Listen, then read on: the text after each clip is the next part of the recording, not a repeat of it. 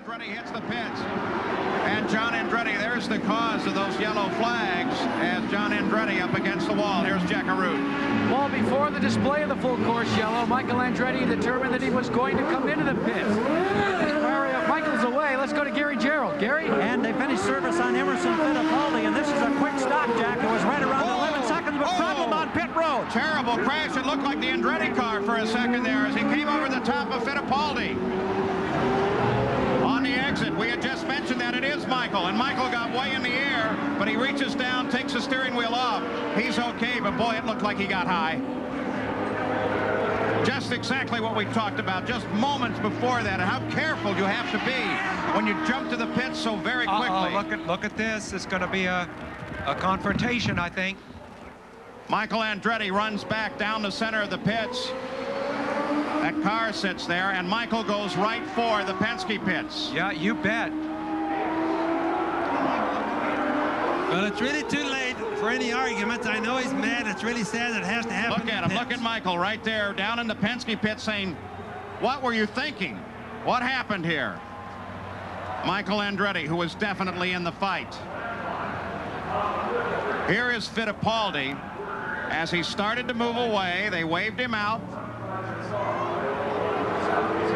He pulled out and pulled fairly wide as he came out to avoid that pit in front of him.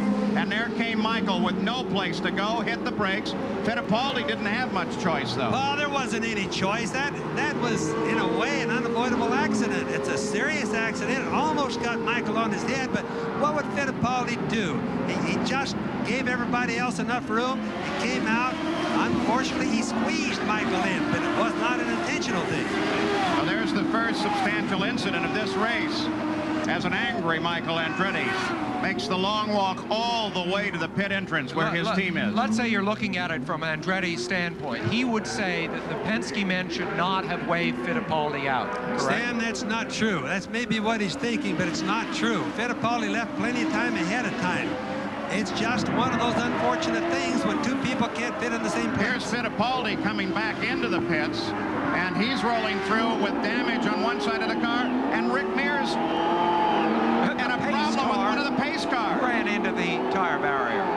So a race that has gone so smoothly suddenly is in total disarray. One yellow flag, and we've got more action. Oh, look at the damage on Fittipaldi. Look at that damage. Well, that's going to put him out one way or the other. That's going to be too severe damage to keep on going. We've lost a lot of cars over a very unfortunate incident. And in the side pods of that race car are electronics, cooling systems. It's not just decoration. All the brains are right in there, plus the cooling system, like you say, Paul, and plus their heat exchanger for the oil is right in there. The man that gets away with it and comes through so very smooth.